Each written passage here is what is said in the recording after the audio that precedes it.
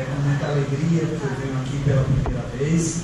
Ela falou, quem veio aqui pela primeira vez? Eu ia fazer assim. É a primeira vez mesmo aqui na Casa do Caminho. Mas, além de ser colaborador do Pedro Apóstolo, eu também estou como presidente da UDPAC, né, a União Distrital Espírita, que reúne um agrupamento de centros espíritas que fazem parte da mesma região geográfica onde o CEPAG está. Coincidentemente, o CEPAG fica um pouquinho fora dessa linha, porque a Casa do Caminho pertence ao UD1. E geograficamente o CEPAG está mais perto da Casa do Caminho do que de centros espíritas que estão na região que vai mais para o lado do centro. Mas por uma questão estratégica, o CEPAG pertence ao UD4, a qual estou como presidente.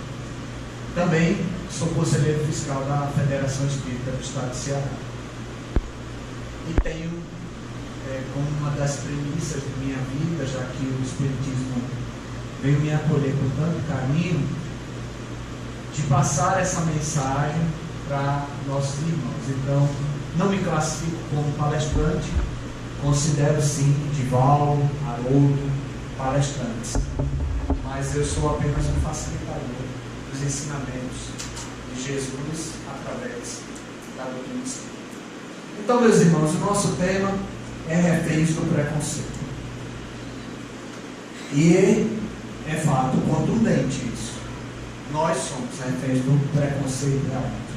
No entanto, para que a gente possa definir por que somos reféns do preconceito, é preciso a gente fazer uma peregrinação sobre algumas concepções para que a gente chegue à conclusão desse dito tipo. É triste constatar que a sociedade ainda permeia a sua existência através desse ato vil que é o preconceito. Ato que indica claramente a condição de inferioridade moral da sociedade de todo o orbe terreno. Porque o preconceito não existe apenas num distrito, num bairro, não existe apenas no município. Ele está legado a todo mundo. E isso é realmente muito triste. Em dado momento, alguém afirma que Kardec tem escrito essa mensagem: nascer, viver, morrer, renascer de novo e progredir continuamente, tal é a lei. E eu fiz questão de trazer essa mensagem porque ela nos faz perceber claramente que estamos em processo de aprendizagem continuada. E por estarmos nessa condição de aprendizes que somos, mostra-nos claramente que somos pequenos diante da lei divina, diante do Pai, que é Deus.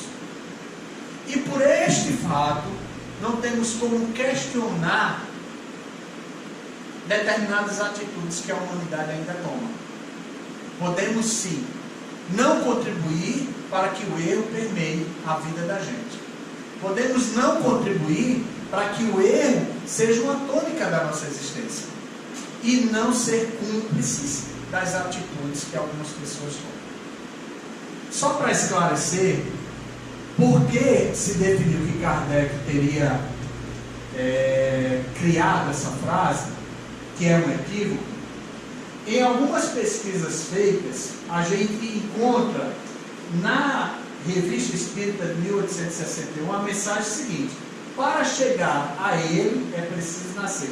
Ele, no caso, é Deus, ao progresso, né? Morrer e renascer até que se tenha alcançado os limites da perfeição.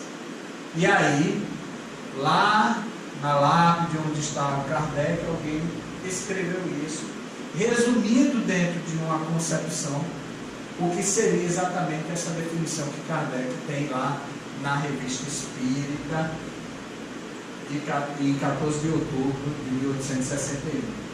Ok? Mas somos reféns do preconceito e podemos definir diversas formas de preconceitos, né? Um dos piores, sem dúvida alguma, é o social, porque ele é sectarista, ele separa as pessoas. a gente distingue as pessoas. É como se o pobre fedesse e o rico cheirasse. É como se o pobre não merecesse respeito e o rico merece. E aí a gente faz uma analogia com os tempos passados. Isso é um vício que se impregnou sobre a ideologia, né? Onde só quem está numa classificação social mais elevada parece ser mais respeitável e honroso do que aquele que não é. E a gente percebe claramente que isso não é um fato. Deus não faz o rico eternamente. Da mesma forma que os que são pobres, pobres dentro de uma concepção apenas social, que fique bem claro, eles não são eternamente pobres. E principalmente quando a grande maioria dos pobres são espiritualmente mais evoluídos do que muitos ricos que nós conhecemos. Existe uma apologia equivocada ao sexo. E aí, esse preconceito que está destruindo famílias por conta da ideologia de gêneros, por conta da liberdade de expressão, por conta do direito de ser quem é, onde equivocadamente nós consideramos as pessoas que têm sua sexualidade bem definida como erradas ou como pessoas rejeitáveis dentro do ponto de vista social. É como se a sexualidade fosse uma espécie de doença ou de vírus. Quantas vezes que nós, em rodas de conversa, encontramos pessoas falando sobre A, B ou C e dizendo, mas fulano é gay, cicrano é lésbica. Gay e lésbica é a mesma coisa, não tem diferença nenhuma. Mas é assim que as pessoas fazem. Ah, tem aquela história que agora o homem pode virar mulher. Ou vice-versa. Como é que pode? Onde é que está Deus que aceita isso? A gente questiona Deus. Quando eu trouxe a mensagem lá na frente, nascer, morrer, renascer, e esse processo progressivo continuadamente, a gente deve se lembrar, para quem já conhece alguma coisa do Espiritismo, que o Espírito não tem sexo. Para ele, a definição morfológica é totalmente irrelevante. Tanto que nós nascemos hoje dentro dessa condição física, homem ou mulher. Mas podemos, sem dúvida alguma, desencarnar e por merecimento, ou até mesmo por processo expiatório, termos um sexo novo. Porque o espírito só vai evoluir se ele tiver a compreensão e a sensibilidade dos dois sentidos da existência. E aí quando a gente olha alguém que vem com o sexo A e tem uma tendência natural à sensibilidade do sexo B, e se identifica ideologicamente, morfologicamente, psiquicamente com o sexo B, e daí?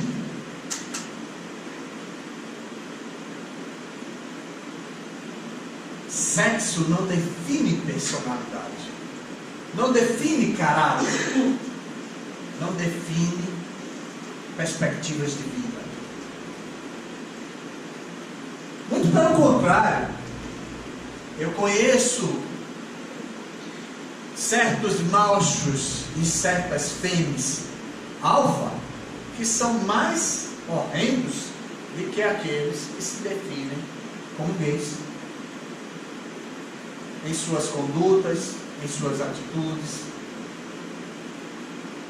Eu estou falando de cunho pessoal. Mas eu sei que vocês também conhecem. Homens que se definem superiores às pessoas e que, mesmo casados, se sentem na liberdade de atacar mulheres de outros amigos. Ou até mesmo que agem com discrição ou descrição, seja lá como for, em relação a outra. Como se aquela pessoa fosse inferior a si mesma. E isso não só acontece de homem para os outros, mas acontece também de mulheres para os outros.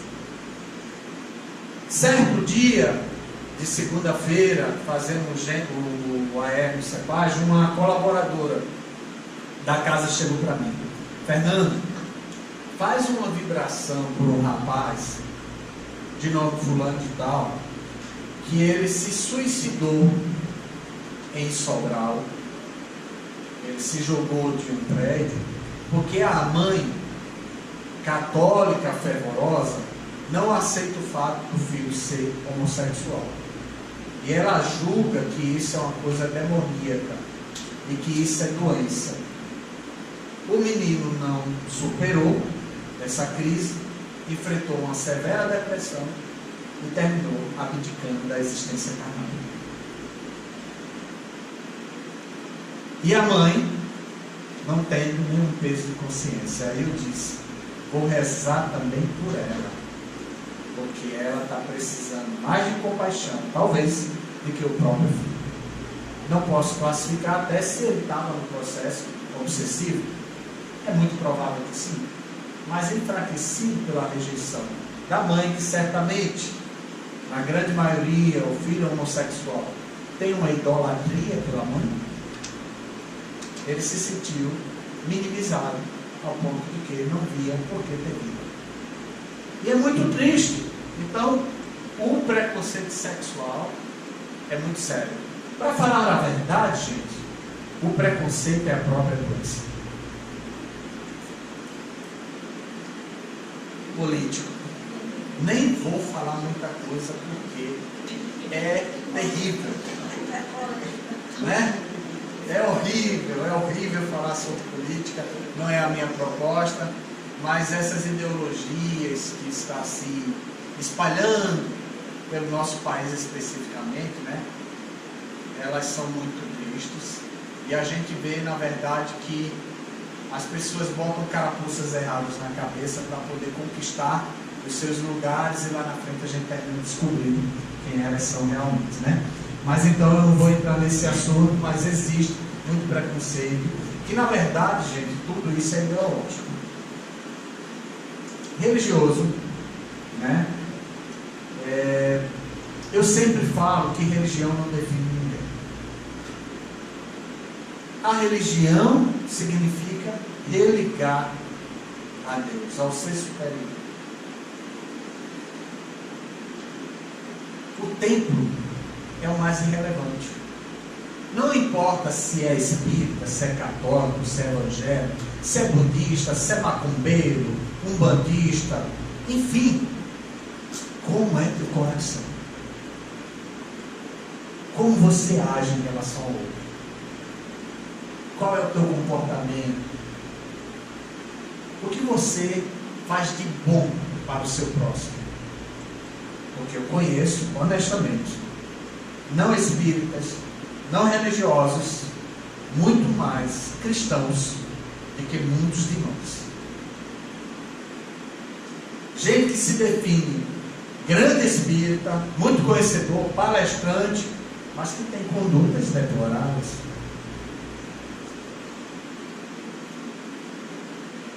O que diria então de certos pastores, certos padres, né? Eu não estou aqui sendo preconceituoso, não. Eu estou falando que existem pessoas que fazem essa apologia ao preconceito religioso e que é um grande erro. Nós devíamos unir as religiões, para que a gente vivesse em função de uma coisa só, do Evangelho. Na família, né, gente, como já falei, um caso muito sério, mas existe preconceito, inclusive, dos pais em relação aos filhos, dos filhos em relação ao pai, porque o pai não acompanha a sua ideia, porque o pai não acompanha a sua fase, e aí ele está passado no tempo. Ou o pai considera que o filho tem que fazer tudo o que ele quer. Isso é preconceito. A gente precisa refletir. Cultura, né, gente? Cada um tem a sua forma de enxergar a vida e tudo mais. E um dos grandes e sérios problemas que a humanidade vem enfrentando ainda hoje é o preconceito racial. Preconceito de cor, né? O preto é sujo, o branco é limpo. E aí tem certos países que o povo nem banho toma, né? Como é que fica? Quem é sujo, quem é limpo, né? Enfim, eu morei num condomínio aqui na Ana Bilhar, por um bom período, e eu fui síndico desse condomínio. Então, um certo dia, teve um vazamento na casa de um chinês. A casa do homem só fedia a coentro e a gengibre. Aí eu ficava me perguntando, como é que é o banho dessa criatura, né? Então, assim, é horrível. A gente tem essa ideia, que temos equívocos, mas eu conheço, né, alguns asiáticos que são pessoas muito limpas. É uma questão mesmo cultural. Isso é muito sério. Então, nesse conjunto de preconceitos, eu diria que nós somos uma soma de ideologias que nos remete a conceitos equivocados sobre essas ideologias. Porque o que é o preconceito? São ideias preconcebidas. Eu só posso ter uma ideia formada acerca de alguma coisa quando eu efetivamente tenho conhecimento dela. Então, a grande maioria das pessoas que fazem apologia ao preconceito são os verdadeiros ignorantes. São as pessoas que ainda precisam aprender muita coisa. E por que o preconceito existe? Primeiro, o homem ainda guarda rudimentos da sua condição primitiva. A espiritualidade esclarece isso para a gente claramente. Nós somos ainda espíritos com rudimentos profundos do nosso primitivismo. E por quê? Primeiro, gente, as classificações dos orbes vão migrando de orbe primitivo para orbe de expiação e prova, que é a classificação atual do orbe terrestre, para um dia chegar à condição de regeneração. Aí o pessoal diz, mas nós já começamos a regeneração. Nessas condições, eu estou para dizer que a gente nem expiação e prova é. Nós somos primitivos. Só não somos primitivos porque a gente agora reflete sobre matar ou não. Mas a gente se encontra com gente que diz, rapaz, se eu tivesse um revólver, estourava na cabeça daquela pessoa. Esse ser não é primitivo. Antes morrer do que fazer o mal como está fazendo. Isso não é uma atitude primitiva? O Evangelho de Jesus não entrou na cabeça de muita gente. A gente não entendeu. A gente ainda está na ideia do pão, pão, queijo, queijo. Ou então, se matar, tem que morrer.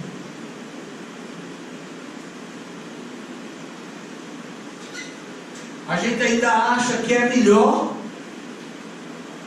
torar realmente, literalmente falando, a mão que foi objeto de uma atitude errada. Ou arrancar o olho, se o olho levou o indivíduo ao pecado. Esquecemos que tudo isso são ideações. São sugestões. Mas olha só, a nossa condição primitiva é tão séria que alguns de nós, quando desencarnamos e recebemos a oportunidade de uma nova encarnação, pedimos para vir para uma nova vida com limitações físicas. Porque nem isso a gente entendeu. Quando Jesus nos orienta sobre isso, ele diz: olha, eu vou falar por parábolas, porque se eu disser corte a mão, alguém vai pegar um machadão aqui e vai torar a mão da pessoa. Cortar a mão é fazer de conta que ela não está ali para não fazer o mal. Tirar o olho é fechar ele para o erro. Olha a diferença. Eu não vim destruir a lei, disse Jesus. Ele veio com a proposta de renovar as nossas concepções sobre a lei. Mas a principal lei é exatamente essa que a nossa irmã comentou aqui, a lei do amor. Porque ela vai permear toda a nossa existência carnal, se assim considerarmos como agente de existência. E principalmente porque nós somos intolerantes. Opa! E por que somos intolerantes? Porque a minha ideia tem que prevalecer sobre tudo. A minha forma de pensar é mais importante. Entre numa discussão, dentro de todas aquelas concepções que eu apresentei lá na frente. Vai falar sobre ideologia de sexo. Vai falar sobre relações familiares. Vai falar sobre política. Se a minha ideia não prevalecer sobre a ideia do Sérgio, não adiantou. Porque a gente vive constantemente numa quebra de braço. E viver na quebra de braço é o primitivismo. Eu sou mais forte do que aquela pessoa. É o eusismo, uma apologia à minha superioridade. Como se eu fosse um ser feudal. O que não sou. Aqui não existe feudal, pelo menos no Brasil. E diante desse fato, eu trago um caso relatado pelo Espírito Humberto de Campos, quando ele diz o seguinte: Belarmino Bigas passou 20 anos de sua vida adulterando a sua vida em função de cóleras e mágoas desnecessárias num período de 1936 a 56 de sua existência carnal. Esse espírito, o que é que faz com Humberto de Campos? Alguém já leu o livro Cartas e Crônicas de Humberto de Campos? Não? É um livro maravilhoso, recomendo ler. O Humberto de Campos também é chamado de Irmão X. E ele foi um dos espíritos que Humberto de Campos, para quem não sabe, ele foi escritor, encarnado aqui no Brasil, né? Me parece que morou no Rio de Janeiro. E ao desencarnar, ele, depois de algum tempo, conseguiu a permissão para passar os relatos que ele fez no mundo espiritual como um jornalista, fazendo entrevistas com algumas pessoas. E tem relatos maravilhosos. Tem um relato sobre Joana de Cusa, que é uma das coisas mais lindas que eu já li. Tem um relato sobre o Judas, quando ele conta a sua história de desencarnação, quando ele conta que Jesus foi buscar Judas em piedade, porque o Judas foi um instrumento para um processo que tinha que acontecer inevitavelmente, entendeu? E é muito lindo, muito lindo. Tem muitos contos bons. Tem aquela história do evento do circo que aconteceu nos anos 50, lá em Niterói, né? Que houve um incêndio e que relatava sobre um processo de reencarnação, de morte coletiva, que teria que acontecer para poder fazer o ajuste diante da lei de ação e reação. Então, é um grande espírito que vale a pena ler, especificamente esse livro, Cartas e Crônicas. Então, relato, esse espírito narra o seguinte: eu tive 4.529 conflitos em família. Aí vejam se vocês se acham aí. Me indispunha dentro de casa sobre alimentação e higiene. Tinha muitos combates com a minha esposa, quem tem, em divergência na conduta doméstica e social. Me irritava com meus filhos, genros, noras e netos. Ele saiu fazendo uma matemática. 3.360 irritações no ambiente de trabalho. Ninguém trabalha, ninguém se chateia com o chefe, ninguém tem incompatibilidade com os colegas, ninguém reclama com o fornecedor lojista, né? 4.617 contrariedades com mau relacionamento com as coisas do cotidiano. Quem? Olha quem nunca vai se ver aqui. Nunca me lembrei com meu vizinho. Meu vizinho é santo, eu também. Meus amigos, nunca fui contrário a eles. No supermercado, nunca xinguei um trabalhador de supermercado. Porque é aquele produto que estava na prateleira errada, né? É ridículo isso, mas tudo bem. Nunca briguei com um barbeiro, com um alfaiate, motorista de ônibus.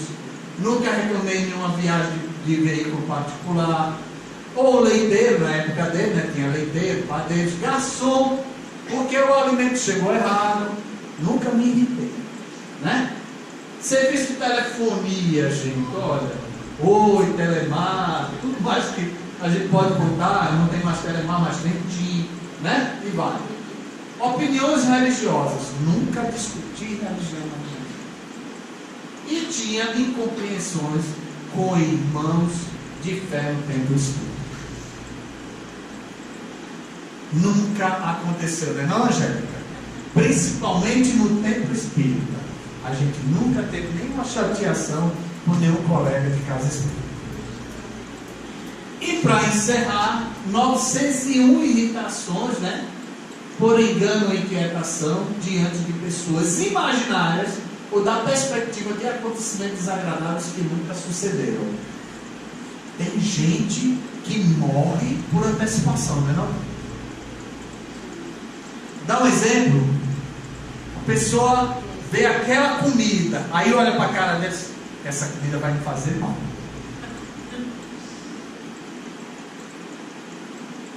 Como é que é isso? Não vai nem experimentar um pouquinho? Não. Eu já estou enjoado. Aí já sai correndo para vomitar. Gente, que é isso? Nós somos extremamente intolerantes. Aí sabe qual foi o resultado? 16.386 exasperações inúteis. O que representou 20 anos da sua existência antecipada.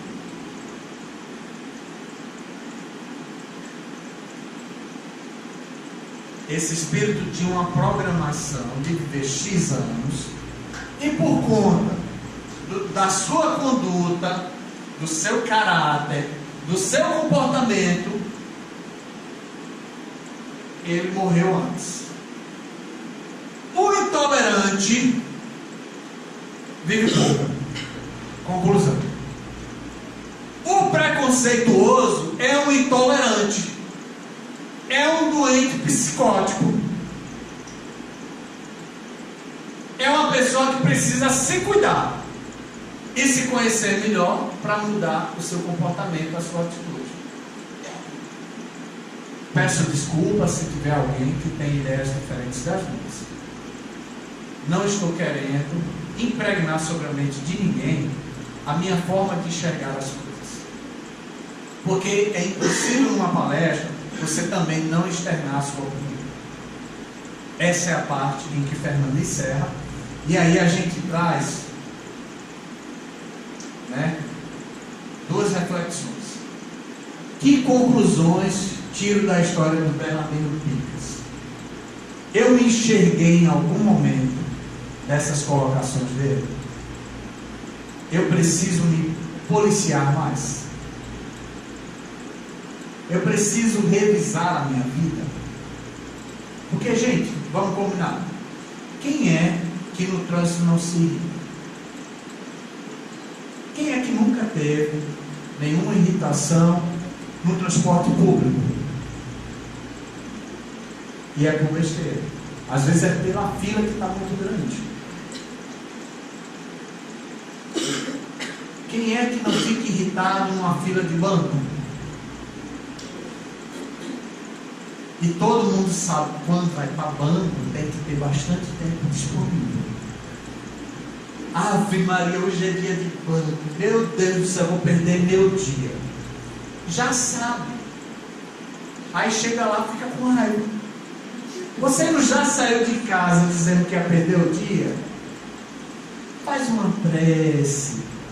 Se prepara.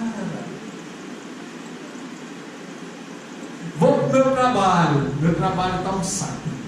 Não suporto meu chefe. Não suporto meu colega. Aquele cara que senta do meu lado é irritante. Aquela mulher que chega falando com todo mundo. Eu não quero ir lá falar com ela. Sai do emprego. Arranja outro. Ou então muda de profissão. Porque se não está dando certo, tem que tomar atitude, tem que ter a coragem para mudar. Ah, eu não posso perder meu emprego porque é o sustento de casa. Então se prepara para lá na frente tomar as atitudes que tem que tomar. Se não está dando certo, o errado sou eu. Então eu tenho que refletir sobre mim. O pior agente do preconceito sou eu mesmo. Porque eu não consigo me entender.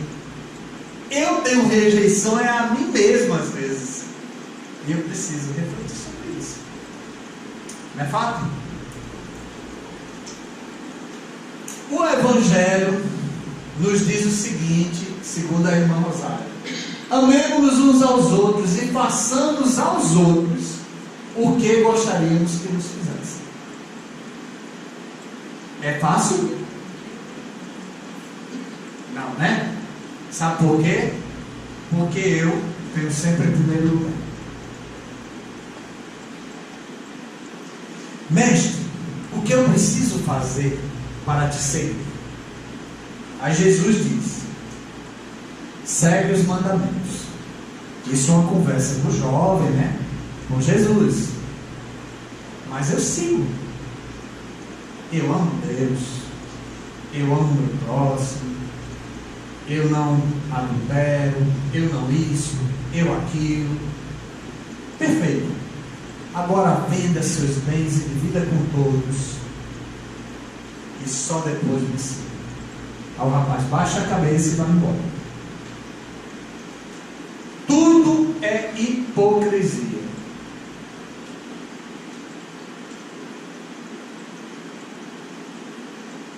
Jesus assim afirmou. Não foi Fernando, não.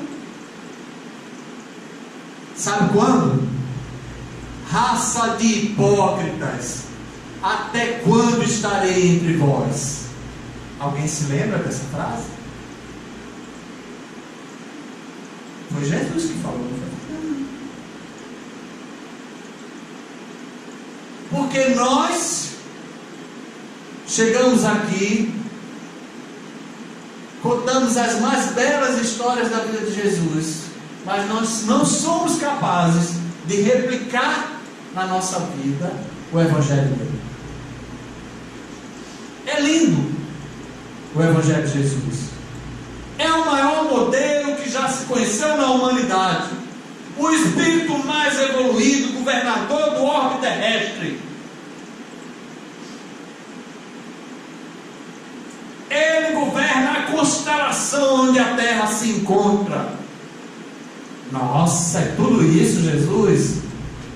Aí você conversa com Jesus xingando ele. Não porque a minha vida não dá certo, não porque isso, não porque aquilo, não suporto meu chefe, não suporto minha vida, não suporto meu tudo. O que eu estou fazendo comigo?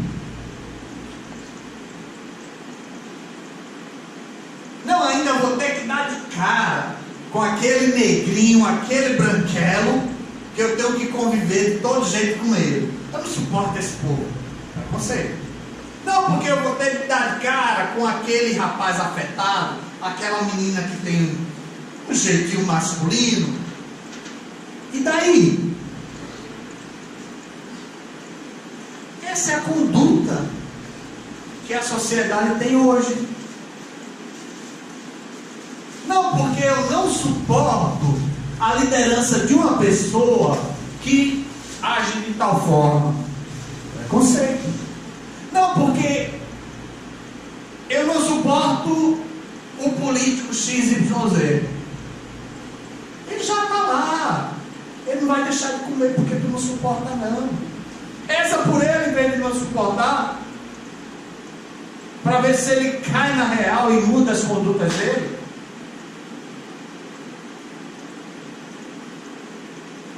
Mas o Evangelho nos orienta mais. A caridade moral consiste em tolerardes uns aos outros. E isto é o que menos fazeis. Está errado?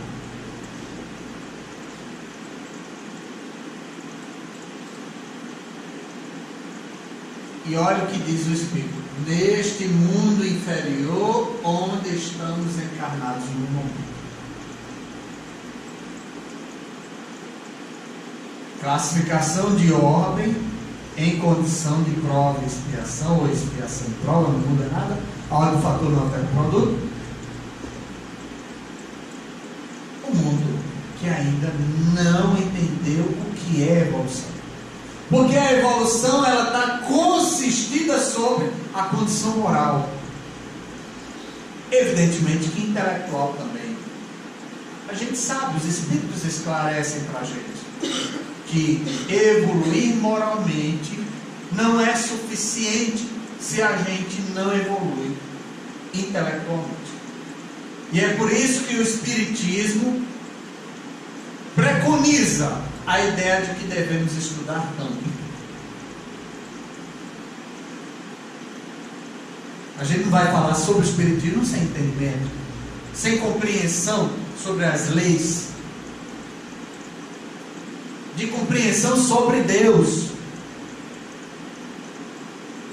Tão sério que lá no Livro dos Espíritos, as 3 perguntas são em torno de uma definição do que é Deus. E resposta final: pobreza de linguagem para algo que não conhecesse. E eu ainda me pergunto: conhecemos Deus? Ora, se não nos conhecemos a nós mesmos,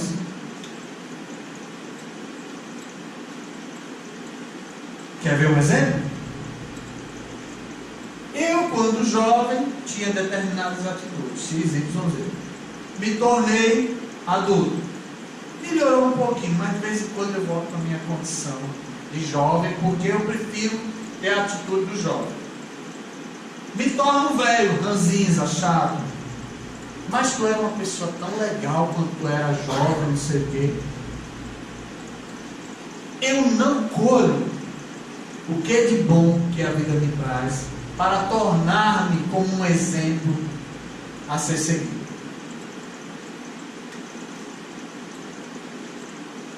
Aí a gente lembra Santo Agostinho, que traz aquela menção maravilhosa.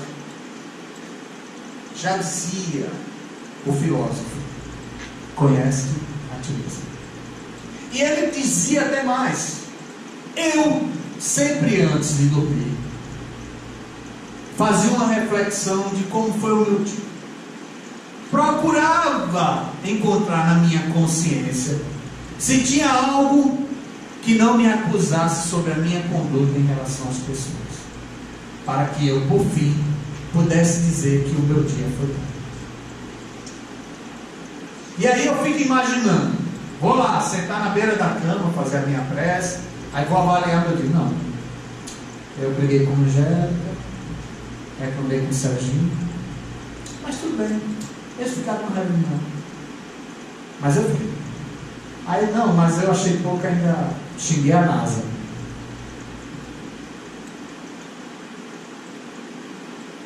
E eu acho que as minhas atitudes foram normais. Aí a gente fala igual a juventude. Alô? A gente não se conhece. A gente volta muito mais para a nossa condição infantil, onde a gente não procura se entender. E às vezes a gente brinca com as pessoas por bobagens. Sabe por quê? Porque a gente não se põe no lugar do outro. É muito fácil xingar o irmão dentro da nossa concepção equivocada sobre a vida, sobre as coisas, de que reconhecer que nós somos factíveis, que nós somos fracos, que nós somos errados. Porque o erro é muito mais fácil estar do outro lado e não em mim. Mas se o erro está do outro lado, por que eu tenho o gesto doentio de fazer isso? Esquecendo que quando eu aponto o dedo, eu deixei 3 voltados para mim. Então, para cada um erro que o meu companheiro de caminhada tem, eu no mínimo tenho 3 piores. E sabe por que a gente percebe tão claramente o erro do outro? Porque esse erro no mínimo já está dentro de mim. Porque é fácil enxergar a fraqueza do outro. Mas tire a trave do olho.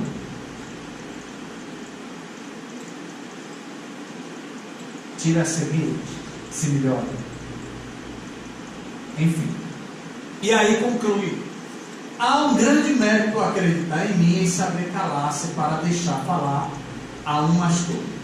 Isto também é uma forma de caridade. Aquelas pessoas que falam muito de baboseira, é melhor você. Tá. Tu tá meu. Tô. Melhor não dizer nada.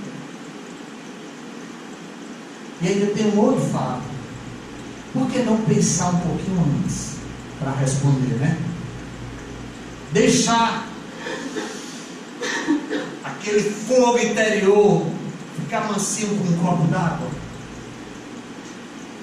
Dormir uma noite para refletir e no outro dia amanhecer sereno. Sabe por quê? Você desdobrou, recebeu orientação espiritual, voltou mais calmo do desdobramento. Isso se você orou para isso, né? Se não orou, vai voltar o filho do cão, né? Brabo, com todas as unhas encravadas, com um pisão no pé, que dói. Então, a gente precisa refletir. Diz ainda a irmã Rosário: fazer-se de surdo quando uma palavra de menosprezo escapa de uma boca habituada a zombar, não ver o sorriso desdenhoso que vos recepciona nas casas de pessoas que frequentemente, sem razão, acreditam ser superiores a vós, quando na vida espírita a única real estão algumas vezes bem longe disso. Eis o merecimento não de humildade, mas de caridade, pois não observar os erros dos outros é caridade moral. Sabe por que nós somos preconceituosos? Porque a gente faz tudo isso. Ao contrário do que está aqui, a gente faz isso.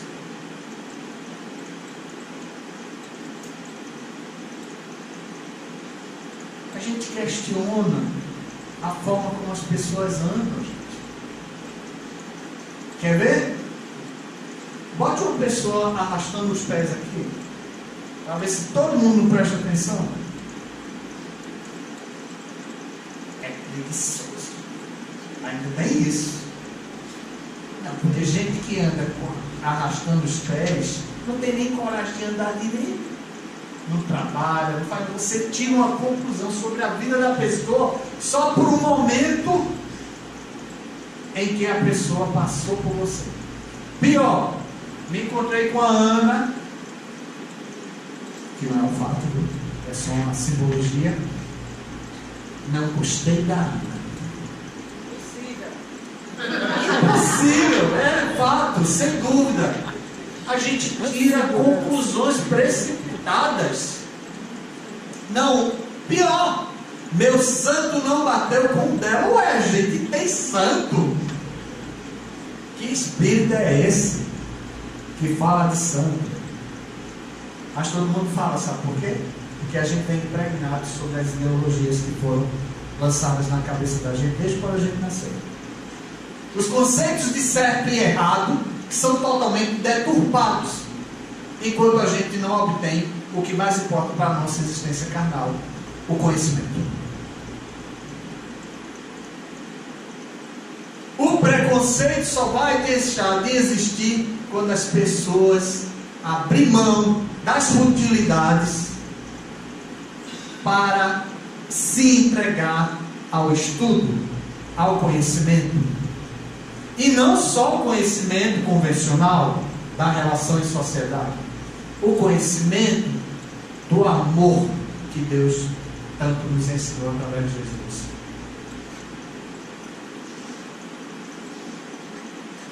Sabe por quê? Nós espíritas, segundo Emmanuel, pregamos, mas não praticamos. Tu, porém, que conheces o que eles desconhecem, que cultivas na mente valores espirituais que ainda os outros não cultivam, toma cuidado em usar o verbo, como convém ao Espírito do Cristo, que nos rege os discípulos. Olha que puxão de orelha. Se você conhece alguém que é preconceituoso, não questione, não critique. Faça uma coisa bem simples: ame, perdoe, seja caridoso.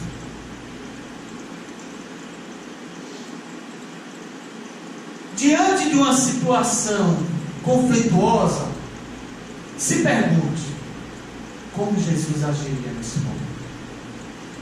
Aí você vai se lembrar: Jesus, nos momentos finais da sua existência, foi indagado por um ladrão que pediu a compaixão dele. E o que fez Jesus? Alguém se lembra?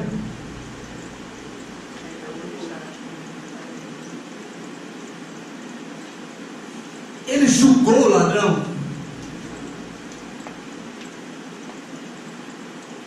Jesus era preconceituoso.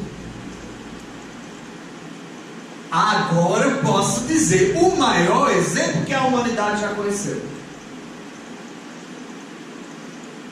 Então deixa esse Jesus habitar em você. E se aquela pessoa não reconhece a superioridade moral de Jesus, dá para ele os ensinamentos de Jesus sem falar de Jesus. Sabe como? Pelo exemplo, pela atitude, pelo comportamento. Porque quando se fala em modelo, que vem da ideia molde, né? É o formato ideal com que eu quero aquela situação. E assim sendo, ser modelo é exemplificar. É uma tarefa muito séria para nós espíritas. Uma tarefa muito séria para nós cristãos. Esquece que você é espírita, seja só cristão. Esquece que você é evangélico, que é católico, seja lá o que for. Religião não define homem. O que define o homem é a sua moral, o seu caráter, a sua conduta. E aí você pode se definir então como cristão, porque muito melhor do que ser espírita é ser cristão. Aí pode aplicar a passe, pode trabalhar nos grupos mediúnicos, depois do estudo, é claro.